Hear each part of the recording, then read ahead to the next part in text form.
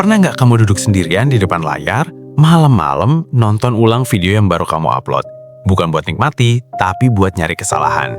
Kok view-nya segini doang? Ya kan? Padahal gue udah ngirit-ngirit lama. Padahal gue ngerasa videonya nggak jelek. Sebagai YouTuber, ada fase dimana capeknya bukan di tangan, tapi di kepala. Overthinking, merasa kurang pintar, merasa kalah cepat, merasa seolah semua usaha kamu nggak sebanding sama angka yang muncul di dashboard. Kamu mulai bandingin diri kamu sama channel lain. Upload mereka biasa aja, tapi view-nya ribuan. Sementara kamu riset topik, mikirin judul, ngedit sampai larut, tapi algoritma seperti nggak melirik. Di titik itu, bukan cuma video yang kamu pertanyakan, tapi diri kamu sendiri sebagai kreator. Gua salah di mana? Algoritmanya berubah ya? Atau memang channel gua nggak layak naik? Yang paling melelahkan adalah rasa ingin menyerah yang datang pelan-pelan. Bukan dramatis, bukan langsung berhenti, tapi muncul dalam bentuk nunda upload, malas evaluasi, dan mulai bilang ke diri sendiri, ya udahlah, mungkin itu bukan tempat gua. Kalau kamu pernah ada di fase itu, kamu nggak sendirian. Banyak YouTuber ada di titik yang sama, diam-diam, capek, dan bingung harus menyalahkan siapa. Di video ini, saya nggak mau janjiin jalan pintas. Saya juga nggak mau bilang algoritma itu jahat atau YouTube itu nggak adil. Yang mau kita bahas adalah kenapa YouTube terasa makin berat, kenapa banyak kreator stuck, dan apa sebenarnya yang sedang terjadi antara video kamu, penonton, dan algoritma.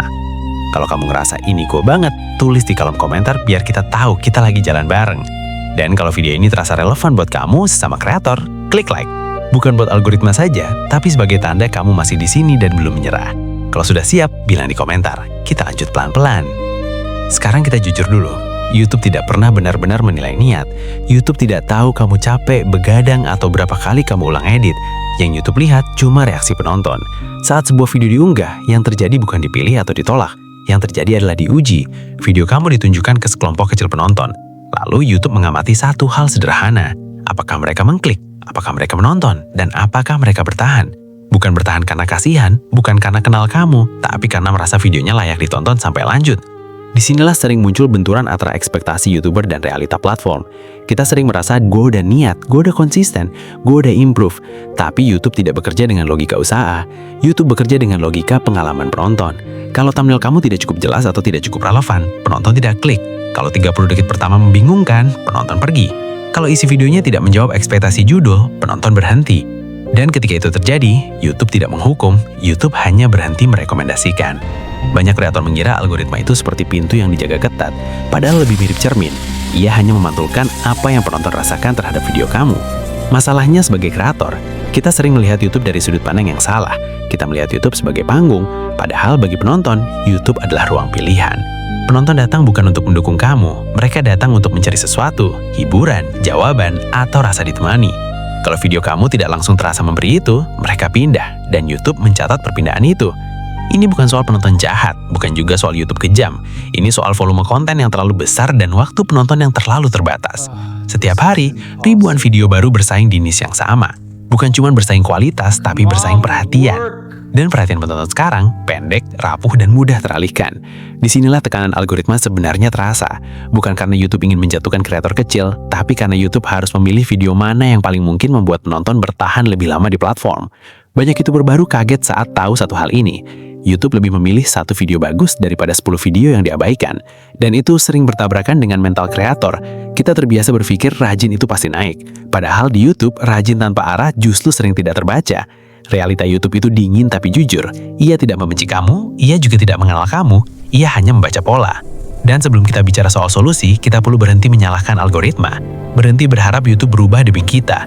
Dan mulai memahami, kalau video kita tidak bergerak, selalu ada sebab yang lebih dalam dari sekedar algoritmanya lagi aneh.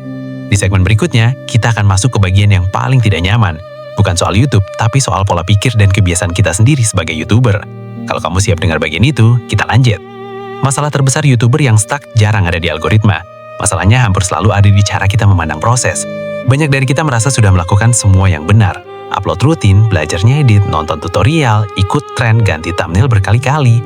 Dari luar kelihatannya rajin, tapi diam-diam pola pikirnya keliru. Kita sering menganggap YouTube sebagai sistem yang harus dijinakkan. Seolah kalau kita cukup paham rumusnya, cukup konsisten, cukup sabar, maka platform ini wajib membalas usaha kita. Padahal, YouTube tidak pernah membuat janji itu. Kesalahan pertama yang paling sering terjadi adalah fokus ke diri sendiri, bukan ke pengalaman penonton. Kita terlalu sibuk bertanya kenapa video gue nggak naik, bukan apa yang sebenarnya dirasakan penonton saat nonton video ini. Banyak video dibuat dari sudut pandang kreator. Apa yang ingin kita sampaikan, apa yang ingin kita buktikan, apa yang menurut kita penting. Sementara, penonton datang dengan niat yang sangat sederhana. Mereka ingin merasa sesuatu atau mendapatkan sesuatu dalam waktu yang singkat. Ketika dua niat ini tidak bertemu, video akan berhenti di tengah jalan dan channel pelan-pelan ikut berhenti. Kesalahan kedua adalah mengira kesibukan sama dengan kemajuan. Banyak YouTuber terlihat aktif, tapi sebenarnya berputar di tempat. Upload banyak, tapi tidak benar-benar belajar dari video sebelumnya. Evaluasi sebentar, lalu ulangi kesalahan yang sama dengan judul yang berbeda. Adalah seaman palsu di dalam rutinitas. Selama masih upload, kita merasa masih jalan. Padahal bisa jadi kita hanya berjalan melingkar. Kesalahan ketiga yang jarang disadari adalah ketergantungan pada validasi angka. View, CTR, subscriber, retention, semua itu penting. Tapi ketika angka-angka itu menjadi satu-satunya penentu semangat, mental YouTuber akan cepat rapuh. Saat view naik, kita semangat. Saat turun, kita runtuh. Akhirnya, keputusan konten diambil bukan berdasarkan arah channel, tapi berdasarkan ketakutan. Takut sepi, takut salah topik, takut ditinggal penonton. Di titik ini, banyak channel mulai kehilangan identitas. Video dibuat bukan karena relevan dengan perjalanan channel, tapi karena berharap algoritma terpancing. Dan ironisnya, saat channel kehilangan arah, algoritma justru makin sulit membaca, karena YouTube bekerja dengan pola. Saat polanya acak, distribusinya pun ragu. Kesalahan berikutnya adalah salah memahami konsistensi. Konsisten sering diartikan sebagai jadwal, padahal yang lebih penting adalah konsistensi arah. Channel yang terus berkembang biasanya punya satu benang merah yang jelas. Bukan cuma topiknya, tapi sudut pandangnya, gaya bicaranya, janji emosional ke penonton. Banyak channel berhenti berkembang bukan karena videonya jelek, tapi karena penonton tidak tahu harus berharap apa dari video berikutnya. Dan ketika penonton ragu, algoritma ikut ragu. Inilah alasan kenapa banyak YouTuber berhenti di tengah jalan. Bukan karena tidak mampu, tapi karena terus bekerja tanpa memperbaiki cara berpikir. Mereka lelah tapi tidak berkembang. Mereka sibuk tapi tidak bergerak. Dan di titik itu menyerah terasa masuk akal. Padahal masalahnya bukan pada kurangnya usaha. Masalahnya adalah usaha yang diarahkan ke tempat yang salah. Di segmen berikutnya, kita tidak akan bicara soal trik, hack, atau formula cepat. Kita akan membahas pola yang benar. Cara memandang YouTube dengan lebih tenang, lebih realistis, dan lebih berkelanjutan. Bukan agar cepat besar, tapi agar tidak berhenti di tengah jalan. Kalau kamu masih di sini, artinya kamu masih peduli, dan itu penting. Untuk bisa bertahan di YouTube, kita perlu berhenti melihat platform ini sebagai sesuatu yang harus ditaklukkan. YouTube bukan lawan, bukan juga mesin keberuntungan. YouTube lebih mirip ruang pertemuan antara video dan manusia. Dan tugas kita sebagai kreator bukan memaksa orang masuk, tapi membuat mereka ingin tinggal. Pola berpikir yang lebih sehat dimulai dari sini. Video bukan milik kita sepenuhnya. Begitu di-upload, video itu hidup di tangan penonton. Kita membuatnya iya, tapi penonton yang memutuskan apakah video itu layak diteruskan atau ditinggalkan. Dan YouTube hanya mencatat keputusan itu. Kalau kita menerima posisi ini, banyak beban mental mulai turun. Kita berhenti berharap algoritma baik hati. Kita juga berhenti marah saat video tidak bergerak. Karena kita sadar, yang sedang terjadi bukan penolakan, tapi proses membaca. Di pola yang benar, kreator, penonton, dan video punya peran yang jelas. Kreator bertugas merancang pengalaman. Penonton bertugas merasakan. YouTube bertugas mencocokkan. Masalah muncul saat kreator ingin mengatur semuanya. Ingin penonton menonton sampai habis, ingin algoritma langsung mendorong, ingin hasil cepat. Padahal, proses membuat video itu lebih mirip menyiapkan ruangan. Kita bisa menata, kita bisa memilih cahaya, kita bisa menentukan suasana, tapi kita tidak bisa memaksa orang betah. Kalau banyak yang masuk lalu cepat keluar, itu bukan tanda kita gagal sebagai manusia. Itu tanda ruangannya belum nyaman. Pola pikir ini mengubah cara kita melihat kegagalan. Video yang sepi bukan aib. Ia adalah data. Ia memberi sinyal bagian mana yang belum nyambung dengan penonton. YouTuber yang sehat secara mental tidak menghapus video karena malu. Ia menyimpannya sebagai jejak belajar, bukan untuk disesali, tapi untuk dipahami. Cara pandang ini juga membuat kita berhenti mengejar semua orang. Kita tidak perlu cocok untuk semua penonton. Kita hanya perlu konsisten untuk penonton yang tepat. Channel yang bertumbuh bukan channel yang mencoba menyenangkan semua orang, tapi channel yang jelas ingin menemani siapa. Disinilah pentingnya melihat channel sebagai perjalanan, bukan kumpulan upload. Setiap video adalah satu langkah, bukan satu ujian hidup mati. Kalau satu video tidak berhasil, itu tidak membatalkan perjalanan. Ia hanya memperlambat langkah. YouTube itu panjang, bukan karena waktunya lama, tapi karena pemahamannya bertahap. Banyak YouTuber menyerah karena berharap stabilitas terlalu cepat. Padahal stabilitas di YouTube datang setelah arah terbentuk, dan arah tidak bisa dibangun dari 1 atau 2 video. Pola yang benar juga mengajarkan kita untuk berdamai dengan ritme. Ada masa video kamu didorong, ada masa video kamu diuji, ada masa video kamu diam. Semua channel mengalaminya. Bedanya hanya satu, ada yang tetap belajar di masa diam, ada yang berhenti. Ketika kamu mulai memandang YouTube sebagai proses jangka panjang, kamu berhenti bertanya, kenapa gua nggak naik? Dan mulai bertanya, apakah video gua hari ini lebih jujur dan lebih jelas daripada kemarin? Pertanyaan itu jauh lebih tenang, dan anehnya justru lebih dekat dengan cara kerja algoritma. Karena algoritma tidak mencari kreator yang sempurna, ia membaca konsistensi arah dan respon penonton. Di segmen berikutnya, kita akan turun ke hal yang lebih membumi, bukan teori besar, tapi langkah kecil yang bisa kamu lakukan sebagai YouTuber. Tanpa janji viral, tanpa manipulasi, tanpa harus menjadi orang lain. Setelah memahami pola berpikir yang lebih sehat, sekarang kita bicara soal hal-hal yang benar-benar bisa kamu lakukan. Bukan trik rahasia, bukan janji viral, tapi kebiasaan kecil yang relevan dengan cara kerja YouTube. Langkah pertama dimulai bahkan sebelum kamu menekan tombol upload. Tanyakan satu hal sederhana pada diri kamu. Video ini dibuat untuk siapa? Dan mereka datang dengan harapan apa? Judul bukan sekedar pemancing klik, judul adalah janji. Kalau judul kamu menjanjikan sesuatu, isi video harus menepatinya bukan?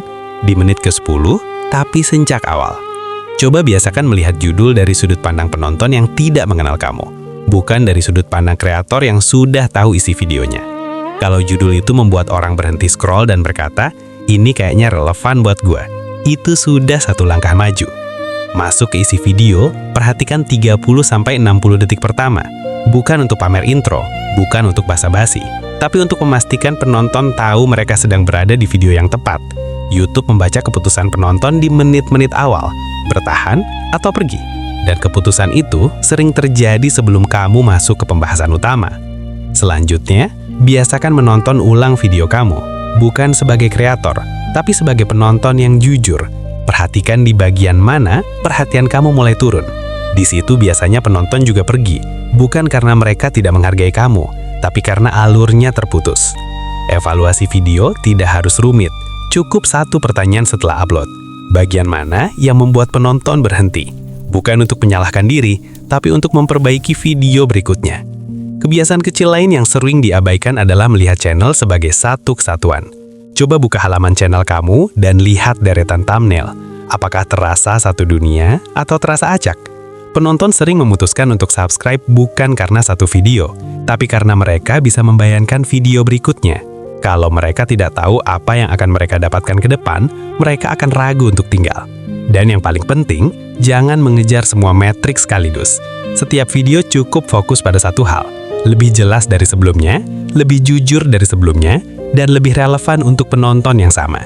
Tidak semua video harus meledak, tapi setiap video seharusnya membuat kamu lebih paham tentang channel kamu sendiri. YouTube bukan soal siapa yang paling cepat, tapi siapa yang mau memperhatikan detail kecil secara konsisten. Di segmen terakhir nanti, kita akan menutup semuanya dengan refleksi. Bukan untuk menggurui, tapi untuk mengingatkan kenapa banyak dari kita tetap memilih bertahan di platform ini, meskipun tidak selalu ramah.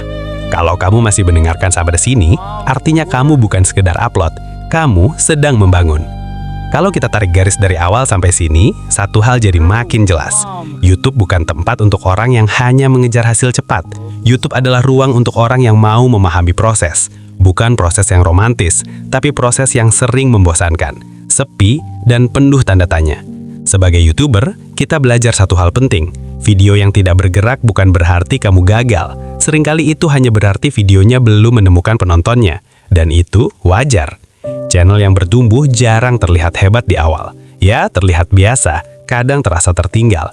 Tapi di balik layar ada satu hal yang terus berjalan. Pemahaman. Pemahaman tentang siapa penontonmu, pemahaman tentang cara bercerita, pemahaman tentang bagaimana satu video terhubung dengan video berikutnya. YouTube tidak meminta kamu sempurna, ia hanya membaca arah. Apakah channel ini tahu kemana ia berjalan, atau hanya berlari tanpa tujuan? Di titik tertentu, kamu akan sadar bahwa algoritma bukan sesuatu yang harus ditakuti. Ia hanyalah refleksi dari reaksi manusia di balik layar. Saat penonton merasa waktunya tidak terbuang, YouTube bekerja. Saat penonton ingin lanjut menonton, YouTube memperluas jangkauan. Dan semua itu berawal dari satu keputusan kecil yang terus diulang. Tetap upload dengan sadar, tetap evaluasi dengan jujur, dan tetap belajar meski hasilnya belum terlihat. Kalau hari ini channel kamu masih sepi, itu tidak menghapus semua yang sudah kamu pelajari. Itu tidak membatalkan perjalanan kamu sebagai kreator. Yang benar-benar mematikan channel bukan video yang gagal, tapi berhenti mencoba memahami kenapa ia gagal. Kalau kamu masih di sini, masih mau mendengar, masih mau berpikir, itu berarti kamu masih dalam perjalanan. Dan perjalanan di YouTube memang seperti itu. Pelan, panjang, kadang sunyi. Kalau video ini menemani kamu di satu titik lelah, klik like sebagai tanda kamu tidak sendirian. Kalau kamu punya cerita, kebingungan atau fase berat sebagai YouTuber, tulis di kolom komentar. Bukan untuk pengeluh, tapi untuk saling tahu bahwa kita sedang melalui hal yang sama. Dan kalau kamu merasa channel ini membantu kamu berpikir lebih jernih tentang YouTube, kamu boleh subscribe. Pelan saja, tanpa paksaan. Kita lanjutkan perjalanan ini bersama.